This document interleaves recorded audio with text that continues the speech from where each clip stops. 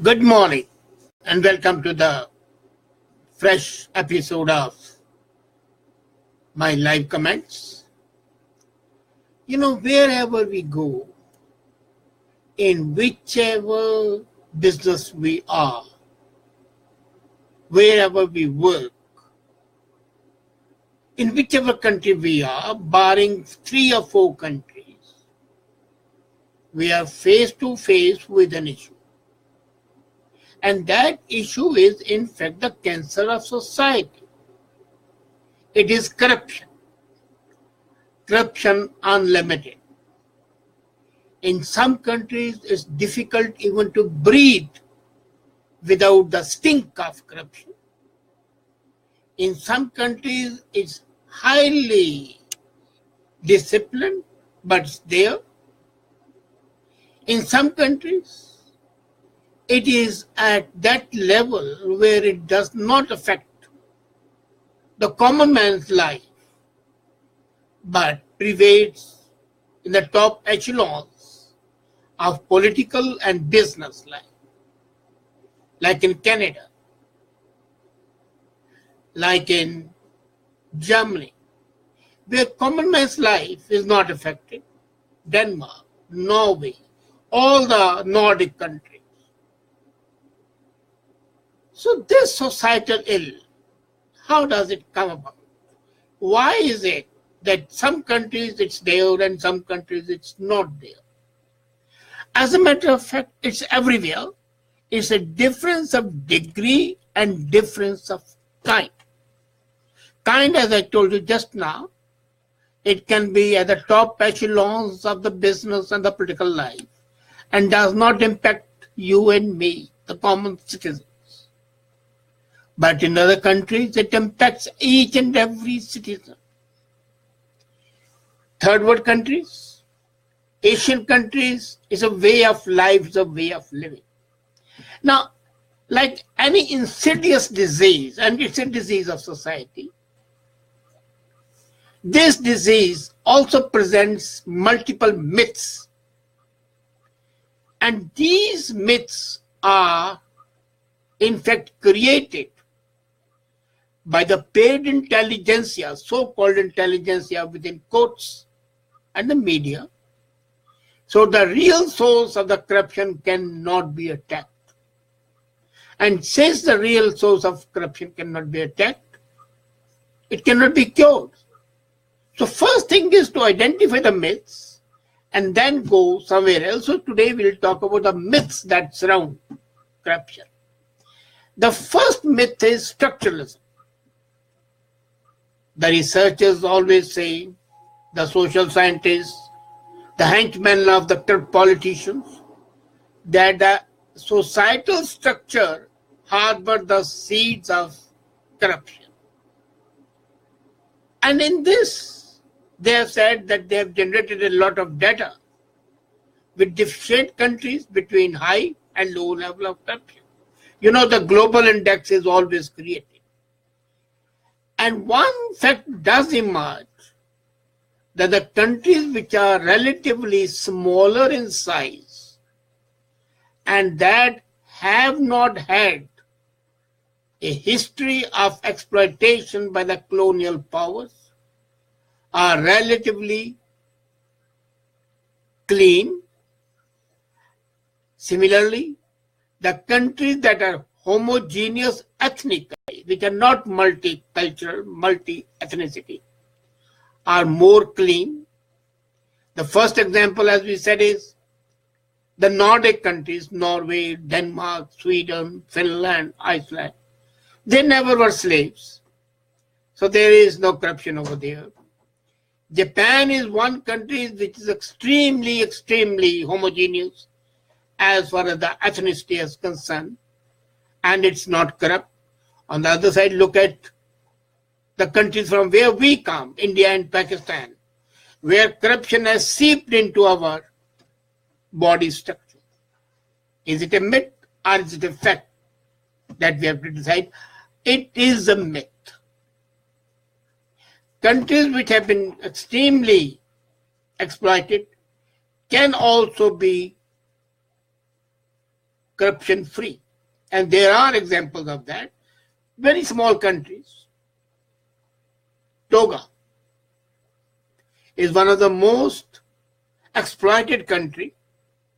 Trinidad, Jamaica. But there is no corruption. So structuralism is one of the major factors which distracts away. So you are corrupt, blame the British, as the Indians do, other Pakistanis do, or the Sri Lankans do. These people exploited us. These people made us corrupt. No. The corruption was there right in the beginning of the world, in these countries. The only thing is that was sanctioned by the society. The second myth that is a hindrance in the removal of corruption is behaviorism. The behavioral issues like the level of integrity and the standard of the ethic of politicians, civil servants, professional groups in the public sector, that they say their behavior is like that. It goes without saying that a country with high moral standards in the civil service would not suffer from systemic corruption. Now, again, let's take countries in South Asia and countries in like Germany or Nordic countries, Denmark. What has happened is that bureaucracy is at the beck and call of the politicians and is a handmaid of politician in exploiting the people. So the corruption is there. The second part is that the bureaucracies are not that corrupted, and that's why the corruption which is at the top echelon does not percolate to that level. This is exactly not true. Partly it's a fact.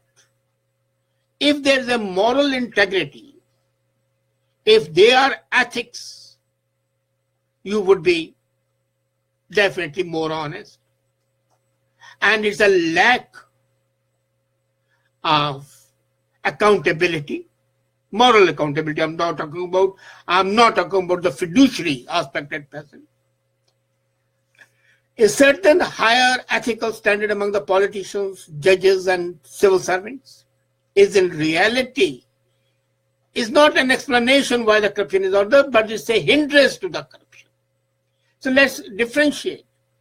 An honest barricade of moral values in judges, in top civil servants, would be a hindrance to the corruption, but it would not contribute to no corruption. The third is institutionalization. The importance of the institutions. Institutions are constructed and reproduced and many times destroyed by humans. They are not something created by some outside agency. And these institutions are always open for policy-induced change. So when the authority is corrupt, the institutions would change. You remember an emergency in India. The Supreme Court also catered to the will of the Prime Minister. In communist countries, the will of the dictator or the president is the final word. Whether it's Kim in North Korea or Putin or President Xi. And naturally, the judiciary there bends, rather crawls when it needs only to bend. So the institutions, in fact, until and unless they're autonomous and independent, would lead to corruption, provided they succumb to the pressure of the politics. So when we say that institutionalization makes for corruption is again partly true, it's not a fact. A case in point is Uganda, which after numerous interventions by the donors established an institutional framework, which even Swedish International Development Agency said was extremely satisfactory in anti-corruption measures. So Uganda's regular score 99 out of 100 marks in the Global Integrity Index, and yet, despite the institution being there, is the most corrupt country in the world. It is 8th from the bottom. So as far as the institution is concerned, it is 99 out of 100, as a matter of fact, second place. And in totality of corruption is number 8 from the bottom. Another case, Italy. There are variations in the north and south Italy. Yet this is a country which has the same formal institution for the last 150 years. And yet, one part of the country is most corrupt, the other is not. It's a misplaced emphasis on institutions that will lead. Integrity of the Supreme Courts, judiciary. That cannot contribute to corruption, but it can check us to some extent, not fully. There are many areas which are not in the domain of the institution. Media, by itself it may be honest, but it's not. It's a paid media mostly. So, this institution, we always say, well, our institutions are a bulwark against corruption. They are not. They are apparent walls created which are easily breached. And there's another myth, that's culturalism. The formal institutions imply that corruption is ingrained in the tradition of the culture places, like Sicily, or highly other corrupt societies. Now, why I take Sicily? Because that's from where the mafia, the organized crime around the world originated. Culture is very often inflated and conflated to mean general moral orientation of the population in question. There are two major problems with this understanding of corruption. First is a lack of empirical support. To desire to have a development project in an area. I'm giving you an example. Say, an elected leader wants to have a development project in his area. The need may be there or may not be there. Would it be corrupt or not corrupt? Culturally, you will say because of the tribalism. Charity begins at home, so in his own riding, in his own constituency, in his own area, he like to have the development projects, and that's why the funds are given to the development projects. But slowly and steadily, that narrows down to the selfish ends. And then where's the sense of equality for all? Say one political leader has more power, more swaying power with the top leadership, and he gets more money. And yet another area may deserve more money, it doesn't get it. So culturalism again, they say in India, it's always there. It's in the culture of corruption. It's not. There's no stem cell system and there's no nervous system that once it's there, you can't change it. It's not the genes, no. It is because of the various other reasons. Do you know, in India, clear majority of the villages in a deeply corrupt region of India responded what deemed to be very important civil servants treat everybody equally. In Delhi alone, when Kiran Bedi was the Deputy Commissioner of Police Traffic, do you know all the traffic infractions, violations of law came to a stop? Because of one person. So where was institutionalism? Where was culturalism? Where was societal factors there at that time? One individual could make a hell of a change. So these myths are created to gloss over corruption. The reality is, the source of corruption is rules in use. Now we have to differentiate between rules in form and rules in use. Rules in form are great everywhere. Rules in use are the problem.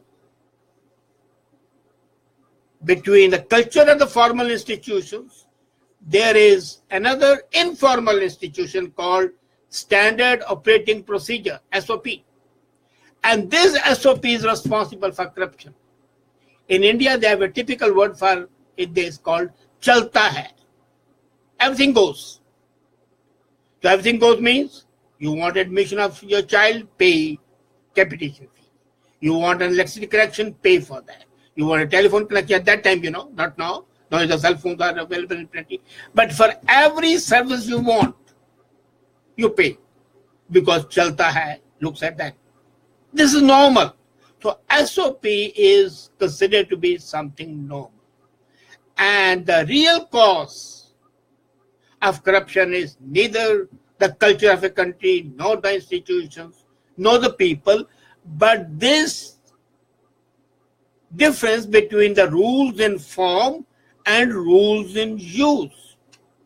From the policy perspective, there's very little knowledge of how to change the culture as it's understood. But the standard operating procedure, the processes can be changed. And once the processes are changed, corruption can be reduced. Now, I'm saying reduced, I'm not saying removed. Absolute removal of corruption is impossible. Hobbes said, man is by nature bad, and the human life is nasty, brutish, and short. And when it's brutish, you'll be corrupt. Even the proverb shows charity begins at home. So corruption would always be there. The only thing is, it should not impact the daily life of the people. And for that, you have got to change the rules in use are implemented the way they were meant in form. The established SOP, standard operating procedures, are done away with. And until and unless you do that, you will not be able to succeed in eradicating this evil, which is suffocating and corroding the society. Remove the myths, realize it, and maybe you are at the cusp of fighting the battle which you will not lose. Thank you.